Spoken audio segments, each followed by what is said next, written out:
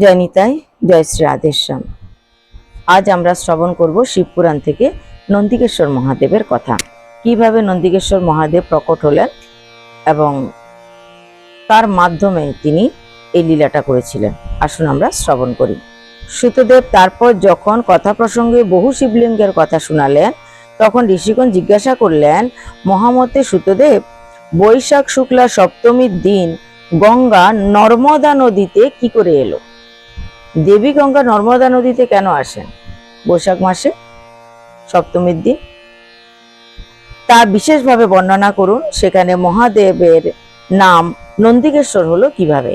মহাদেবকেই কেন বা সবাই নন্দিকেশ্বর বলে ডাকে? এই কথা আমাদেরকে বিস্তারিতভাবে বলুন। সূতদেব বললেন, মহর্ষিগণ, এক ব্রাহ্মণী ছিলেন যার নাম ছিল ঋষিকা। অর্থাৎ ঋষিকা নামে এক ব্রাহ্মণী ছিলেন। বলা যায় এক কন্যা ছিল, ব্রাহ্মণের ঘরের এক কন্যা ছিল। তিনি ছিলেন ব্রাহ্মণ কন্যা এবং এক ব্রাহ্মণের সঙ্গেই তার বিধি বিধান অনুযায়ী বিবাহ হয়েছিল। ব্রাহ্মণের কন্যা ছিল, তার নাম ঋষিকা ছিল এবং একটা শুদ্ধ ব্রাহ্মণের সঙ্গে তার বিবাহ হয়েছিল। বিপ্রবর খুবই ভালো ছিলেন, যদিও সেই দ্বিজপত্নী উত্তম ব্রত পালনকারী ছিলেন। সেই দ্বিজপত্নী ঋষিকা অত্যন্ত ভালো ছিল, স্বভাব চরিত্র তার খুবই অনুকূল ছিল, ভালো ছিল, দেবদ্বিজে ভক্তিমান, বিভিন্ন দেবতার পূজা আরাধনা সবই করতেন। কিন্তু পূর্বজন্মের কর্মফল কে নেবে? পূর্বজন্মের কর্মফল তো এই জন্মে ভোগ করতে হবে। তাই এই ঋষিকা উত্তম ব্রতধারী হওয়া সত্ত্বেও পূর্বজন্মের কর্মফলের কারণে তিনি অল্প বয়সেই বৈধব্য প্রাপ্ত হয়েছিলেন। অল্প বয়সে তার স্বামী গত হয়ে গেল। তখন ব্রাহ্মণ পত্নী ব্রহ্মচর্য ব্রত পালনে ব্রতী হয়ে গেলেন। কি করবে তিনি একা? তিনি ব্রহ্মচর্য পালনে ব্রতী হলেন। তিনি কি করলেন? পার্থিব পূজন পূর্বক অত্যন্ত কঠোর তপস্যা শুরু করতে লাগলেন। পার্থিব পূজন মানে পার্থিব শিবলিঙ্গ তৈরি করে, মাটি দিয়ে শিবলিঙ্গ তৈরি করে নিজে নিজেই তৈরি করছেন। তারপর তিনি পূজা সেবা অর্চনা শুরু করতে লাগলেন। খুব কঠিন ব্রহ্মচর্য ব্রত পালন করছেন পার্থিব শিবলিঙ্গ তৈরি করে। সেই সময় সুযোগ বুঝে মূর নামক এক প্রসিদ্ধ দুষ্ট বলবান অসুর সেখানে আসলো। সেই বলবান অসুরটার নাম কি? বলছে মূর। মূর নামক এক অসুর সেখানে আসলো, সে দুষ্ট। আর এই ব্রতধারী ঋষিকা, সে তো খুব ভালোভাবে ভগবানের তপস্যা করছেন, মহাদেবের আরাধনা করছেন। এই যে দৈত্যটা যার নাম মূর, সে অত্যন্ত মায়াবী ছিল। কামবানে পীড়িত হয়ে সেখানে সে আসে। তার উদ্দেশ্য কি ছিল? ঋষিকার ব্রত ভঙ্গ করে তাকে বিবাহ করা। সে অতি সুন্দরী কামিনীকে তপস্যা করতে দেখে তাকে নানাভাবে লোভ দেখাতে লাগলো, সম্ভোগ করার জন্য বিভিন্নভাবে প্রলুব্ধ করতে লাগলো এবং যাচনাও করতে লাগলো। কিন্তু উত্তম ব্রত পালনকারী ও শিবের ধ্যানে তৎপর থাকায় সেই নারী কাম ভাবে তার দিকে দৃষ্টিপাতও করলো না। সে নারী তো শিবের আরাধনায় লীন ছিল। তপস্যারতা ব্রাহ্মণী অসুরকে গ্রাহ্য করলেন না, কারণ তিনি অত্যন্ত তপনিষ্ঠ ও শিব ধ্যান পরায়ণা ছিলেন। কৃষাঙ্গী যুবতীর দ্বারা তিরস্কৃত হয়ে সেই দৈত্যরাজ মূর তার উপরে ক্রোধ প্রকাশ করতে লাগলো। সে তো তপস্যা করছে, কিন্তু মূর সে রাক্ষসটা তার উপরে তিরস্কার করতে লাগলো, নানা ধরনের বাক্যবাণে তাকে জর্জরিত করতে লাগলো, বিভিন্ন ধরনের উৎপীড়ন তাকে করতে লাগলো, বিকট ভয় প্রদর্শন করতে লাগলো, রূপ পাল্টাতে লাগলো, বিভিন্ন ভয়ঙ্কর মূর্তি ধারণ করে সে তাকে ভয় দেখাতে লাগলো। সেই দুষ্ট ভয়ানক কুকথা বলছে, কুবচন বলছে, বারংবার ভয় দেখাচ্ছে। তাতে ভয় পেয়ে কম্পিত হয়ে তিনি শিব শিব শিব শিব শিব শিব শিব শিব শিব শিবকে স্নেহ করে ডাকতে লাগলেন, হে শিব, তুমি ছাড়া আমাকে কে রক্ষা করবে? আমি ভয় পাচ্ছি, হে শিব, আমাকে এসে তুমি রক্ষা করো, আমাকে বাঁচাও। কন্যা যেরকম পিতার কাছে ধাবমান হয়, পিতাকে ডাকে বিপদে পড়লে, ঠিক সেইভাবে এই ঋষিকা শিবকে ডাকছে, হে প্রভু, আমাকে এসে বাঁচান। খুব আন্তরিকতার সঙ্গে, খুব স্নেহের সঙ্গে ডাকছে। তো সেই ব্রাহ্মণীর শিবের পূর্ণতায় ছিল, তাই তিনি শিবের আশ্রয় গ্রহণ করেছিলেন। শিব নাম জপকারিণী সেই নারী অত্যন্ত বিহ্বল হয়ে নিজ ধর্ম রক্ষার জন্য শিবেরই শরণ গ্রহণ করেছিলেন। হে শিব, তুমি এসেই আমার ধর্ম রক্ষা করো, আমার ধর্মের রক্ষাকারী তুমি তুমি আসো প্রভু, আমাকে বাঁচাও, রক্ষা করো, শুধু আমাকে নয় আমার ধর্মও রক্ষা করো। তখন ভক্তবৎসল শিব এই শরণাগতকে রক্ষা করার জন্য, সদাচারের প্রতিষ্ঠা এবং ব্রাহ্মণীকে আনন্দ প্রদান করার জন্য শিব সেখানে প্রকটিত হলেন। ভক্তবৎসল পরমেশ্বর শঙ্কর সেই কাম বিহব্বল দৈত্যরাজ মূঢ়কে তৎক্ষণাৎ ভস্মীভূত করে দিলেন এবং ব্রাহ্মণীর দিকে কৃপা দৃষ্টিতে তাকিয়ে ভক্তকে রক্ষা করার জন্য দত্তচিত্ত হয়ে বললেন, হে ব্রাহ্মণী, তুমি বর চাও। মহেশ্বরের কথা শুনে সে সাধ্বী ব্রাহ্মণ পুত্রী ভগবানের আনন্দ জনক মঙ্গলময় স্বরূপ দর্শন করলেন। ভগবানকে দেখে খুব বিহ্বল হয়ে পড়লেন। প্রভু আমাকে এসছে, আমার কাছে এসছে, আমাকে রক্ষা করার জন্য এসছে প্রভু। খুব আনন্দ পেলেন ব্রাহ্মণী। পরে সকলের সুখদায়ক পরমেশ্বর শম্ভুকে প্রণাম করে শুদ্ধ অন্তঃকরণে সাধ্বী ব্রাহ্মণী হাত জোর করে মস্তক অবনত করে শিবের স্তুতি করতে লাগলেন। ভগবানকে দেখে আনন্দিত বিহ্বল হয়ে পড়ল। পরে তিনি হাত জোর করে অবনত মস্তকে ভগবানের স্তুতি করতে লাগলেন। কি করলেন স্তুতি? ঋষিকা বললেন, দেব দেব মহাদেব, শরণাগত বৎসল, হে দেবতার দেবতা মহাদেব, আপনি শরণাগত বৎসল, আপনি দীনবন্ধু, ভক্তদের সদা রক্ষাকারী ঈশ্বর। আপনি মূর নামক অসুরের হাত থেকে আমার ধর্ম রক্ষা করেছেন। শুধু ঋষিকাকে রক্ষা করেনি, ঋষিকা বলছে আমার ধর্ম রক্ষা করেছেন, কারণ আপনার দ্বারাই এই অসুর বধ হয়েছে, বা এই অসুর নিহত হয়েছে, বা এই অসুরকে আপনি উদ্ধার করেছেন। আপনি এর দ্বারা আপনি সমগ্র জগৎকেই রক্ষা করেছেন। এই অসুর কেবল আমার ক্ষতি করতো না, অন্যান্যদেরও তো এরকম ক্ষতি করতো। তাই অসুরকে বধ করে আপনি পুরো পৃথিবীর কল্যাণ করলেন। আপনি এখন আমাকে আপনার চরণের পরম উত্তম ভক্তি প্রদান করুন। বর চাইতে বলেছে, তার ঋষিকা প্রথম কি বর চাইল? আপনি আপনার চরণের উত্তম ভক্তি আমাকে প্রদান করুন হে নাথ।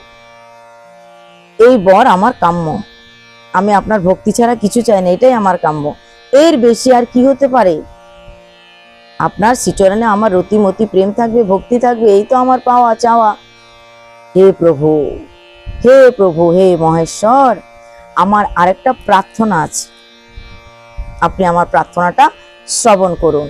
হে প্রভু, লোকের উপকার করার জন্য, এই জগৎ সংসারের মানুষের উপকার করার জন্য এই স্থানে, অর্থাৎ যে স্থানে ঋষিকা উপাসনা করছিলেন, যে স্থানে মূর নামক রাক্ষসকে তিনি বধ করেছেন, তা বলছে এই স্থানে আপনি স্থির হয়ে থাকুন, সদা সর্বদা, সদা সর্বদা আপনি এখানে অবস্থান করুন।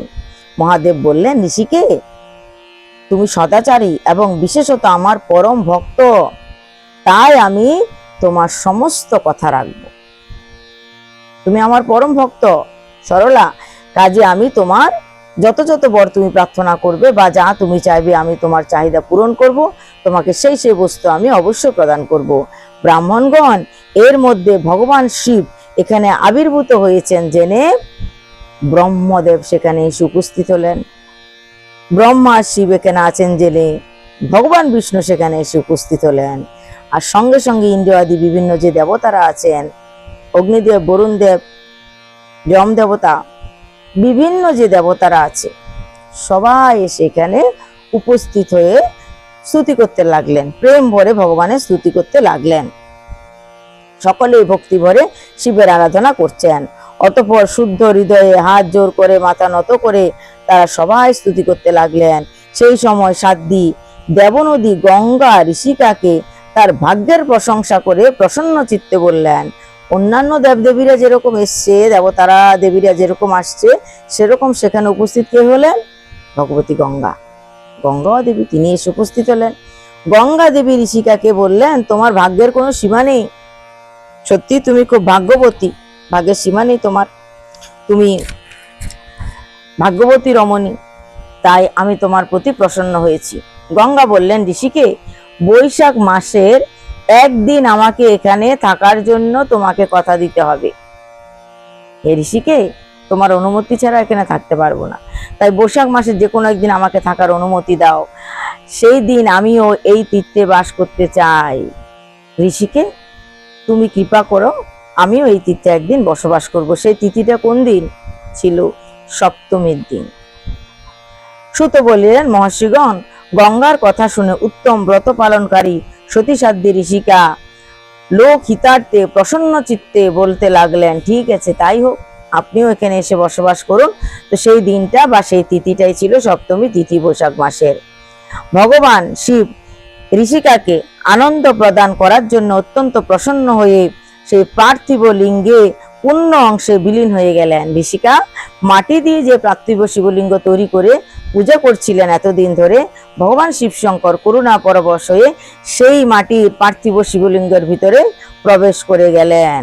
তাই দেখে সমস্ত দেবতারা আনন্দিত হয়ে শিব ও ঋষিকার প্রশংসা করতে লাগলেন এবং নিজ নিজ ধামে তাদের যে যে জায়গা থেকে এসেছিলেন সেই সেই স্থানে তারা চলে গেলেন। ঋষিকার প্রশংসাও তারা করতে লাগলেন।